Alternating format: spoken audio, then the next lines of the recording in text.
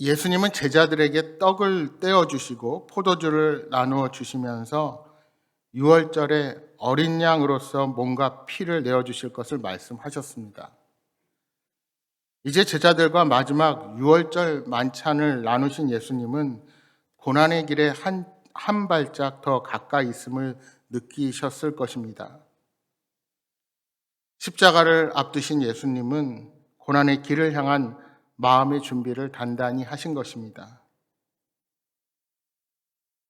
이처럼 여러분은 예수님을 따라 십자가와 같은 고난의 때를 맞이할 준비가 되어 있으십니까? 하지만 본문에 보시면 이런 상황 속에서도 제자들은 주님의 뜻을 전혀 이해하지 못한 모습입니다. 24절 말씀입니다. 또 그들 사이에 그중 누가 크냐 하는 다툼이 난지라. 제자들은 그들 가운데 예수님을 팔자가 있다는 경고에도 불구하고 서로의 자리다툼을 하기 시작했습니다. 왜 그랬을까요? 예수님의 고난의 길을 망각한 채 자신들의 헌신의 대가, 즉 주님을 따라 여기까지 온 열심을 내세우며 출세하겠다는 욕심을 품고 있었기 때문일 것입니다. 그러나 예수님은 높아지고자 하는 제자들을 향해 이방인들의 권력자처럼 하지 말고 예수님처럼 섬기는 사람이 되라고 권면하십니다. 25절 이하 27절 말씀을 다시 보십시오. 예수께서 이르시되 이방인의 임금들은 그들을 주관하며 그 집권자들은 은인이라 칭함을 받으나 너희는 그렇지 않을지니 너희 중에 큰 자는 젊은 자와 같고 다스린 자는 섬기는 자와 같을지니라. 앉아서 먹는 자가 크냐 섬기는 자가 크냐 앉아서 먹는 자가 아니냐. 그러나 나는 섬기는 자로 너희 중에 있노라. 그러나 나는 섬기는 자로 너희 중에 있노라. 여러분, 욕심은 항상 다툼을 만듭니다. 그러나 섬김은 언제나 화평을 이루는 힘이 있습니다. 예수님께서는 높은 자리가 낮은 자를 섬기기 위한 것이어야 함을 말씀하십니다. 그렇습니다. 권력은 약자를 돌보기 위한 것이어야 합니다. 또한 많은 재물은 가난한 자들을 먹이기 위한 것이어야 합니다. 그런데 오늘 이 땅의 가장 큰 문제가 무엇입니까? 많은 권력자들이 국민을 위한다고는 말하지만 정말 국민이 원하는 소망을 이루려 하지 않습니다. 힘과 권력을 소수의 무리가 독점하고 그렇게 자신의 뜻대로 하면서도 모든 것이 국민을 위해서였다고 말합니다. 여러분, 그래서 지배층과 피지배층으로 나눈 사회는 전 근대적인 사회라 할 수 있습니다. 결국 계층의 차가 많이 발생하고 소득이 많은 자와 적은 자, 가진 자와 가난한 자가 많이 나눠져 있다는 것은 그 사회가 건전하지 못하다는 증거입니다. 우리 주님은 온 세상의 왕이시지만 섬기는 자로 오신 왕이셨습니다. 스스로 낮아지셔서 낮고 천한 인간의 몸으로 이 땅에 오신 것도 최고의 겸손이신데 이제 죄로 인하여 죽어가는 사람들을 위해 목숨까지 내놓으시고자 하는 겁니다. 그런데 제자들의 모습은 어떠합니까? 주님을 따른다고 하는 제자들의 모습이 혹시 오늘 우리들의 모습은 아닌지요? 계속해서 28절, 29절을 다시 보십시오. 너희는 나의 모든 시험 중에 항상 나와 함께 한 자들인즉 내 아버지께서 나라를 내게 맡기신 것 같이 나도 너희에게 맡겨. 기록에 보면 고대 사회에는 왕과 신하들이 한 자리에 둘러앉아 식사를 나누는 것 자체가 나라를 통치하는 행위였습니다. 그 자리에서 정책의 논의가 이루어지고 실행 방식이 결정되기 때문입니다.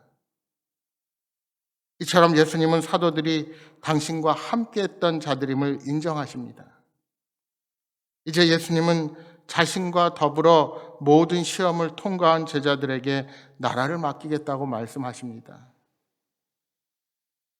하지만 그 나라는 세상 나라가 아니라 하나님의 나라입니다. 권력과 힘으로 억누르는 세속의 나라가 아니라 섬기는 자가 다스리는 하나님의 통치가 있는 나라인 것입니다. 그러므로 우리는 이 땅에서의 보상이 아니라 하나님 나라의 보상을 바라는 자들이어야 합니다. 여러분, 이 땅에서 지금 이 순간 나의 헌신의 대가를 바라지 마십시오. 하나님 나라는 오히려 내려놓음을 통해 얻게 되는 역설적인 나라임을 잊지 마시기 바랍니다. 31절 32절 말씀입니다. 시몬아 시몬아 보라, 사탄이 너를 밀가부르듯 하려고 요구하였으나 그러나 내가 너를 위하여 내 믿음이 떨어지지 않기를 기도하였노니 너는 돌이킨 후에 내 형제를 굳게 하라. 이제 예수님은 시몬 베드로를 부르시며 그가 영적으로 위험한 상황에 있어서 그를 위해 기도하셨음을 말씀하십니다. 그리고 그에게 나중에 돌이켜 형제를 굳게 하라고 권면하십니다. 예수님은 곧 있게 될 시몬 베드로의 배신에 대해서는 괴념치 않으시고 장래의 헌신을 바라보시는 것입니다. 여러분, 우리는 일시적으로 경험하는 절망과 고난으로 인해서 그런 모든 상황들을 완전한 포기로 여길 때가 얼마나 많이 있습니까? 그러나 주님은 결코 우리를 포기하지 않으십니다. 때로는 배신도 하고 실패도 할 것입니다. 그러나 우리의 잘못은 어떠한 잘못이라도 너그러이 용서하여 주시며 실패 가운데 다시 일으키시고 우리를 복의 통로로 쓰실 것입니다.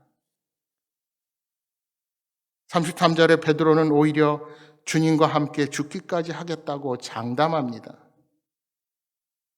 여러분, 강한 부정은 강한 긍정이고 강한 긍정은 흔들리는 마음의 표현인 경우가 많습니다.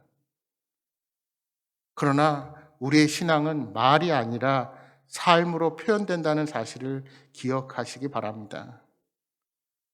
나의 말과 삶이 불일치하다면 우리는 침묵 속에서 기도하면서 우리들의 삶을 변화시켜야 합니다. 주님은 우리를 기다려 주십니다. 그리고 격려해 주십니다. 그러므로 성급한 말의 헌신이 아니라 지속적인 삶의 헌신으로 주님 앞에 나아가는 여러분 모두가 되시기를 소망합니다. 조급하면 넘어지지만 겸손하면 다시 일어서게 될 것입니다.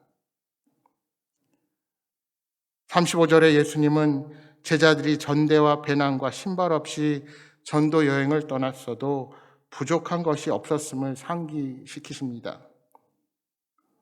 그러나 이제는 상황이 달라졌습니다. 그래서 전대와 배낭 그리고 검도 준비하라고 말씀하십니다. 그렇다고 어떠한 사역의 원칙이 바뀐 것은 아닙니다. 여기서 검을 준비하는 것은 싸움을 뜻하는 것이라고 보기보다 제자들이 대적으로부터 자신을 방어해야 하는 험한 시대가 다가왔다는 것을 말씀해 주시는 것입니다. 그러니까 검을 준비하라는 것은 문자적인 의미보다 강력한 영적 공격에 대비해야 할 것을 말씀하시는 것입니다. 장차 어둠이 빛을 삼키는 때가 임하게 될 것임을 알려주고 계신 것입니다. 여기 37절 말씀은 이사야서 53장 12절의 예언을 인용하여 말씀하신 것입니다. 예수님께서 멋대로 폭력을 행사하는 불법자의 동료로 취급받으시고 제자 또한 그렇게 될 것이라 말씀하시는 겁니다. 세상이 그렇게 오해하고 잘못 이해할 것이라는 사실을 예견하신 것입니다. 이 말씀을 문자적으로 오해한 제자들이 예수님께 검이 둘이 있다고 대답할 때 우리 주님은 족하다고 말씀하십니다. 따라서 이것은 폭력이나 무력 사용을 정당화하는 말씀이 아니라 검에 대해서 더 이상 신경 쓰지 말라 하는 뜻으로 이해해야 합니다. 그러니까 주님은 영적 태도를 준비하라고 하신 것일 뿐 십자가의 길을 거부하시려는 마음은 없으셨습니다. 그렇습니다. 고난의 때 우리에게 실제적으로 필요한 것은 검이 아니라 성령의 검이 필요합니다. 준비된 고난이라면 상황을 바꾸지 않고 고난을 이길 영적 준비를 하신 예수님처럼 우리 또한 그 고난에 맞서서 영적으로 무장해야 할 것입니다. 우리는 주님의 마음을 품고 더욱 기도하며 영적으로 든든하게 무장하여서 제자로서의 사명을 잘 감당해야 할 것입니다. 사랑하는 여러분, 예수님의 마음을 회복하고 날마다 말씀으로 든든히 서가는 여러분 모두가 되시기를 주님의 이름으로 축복합니다.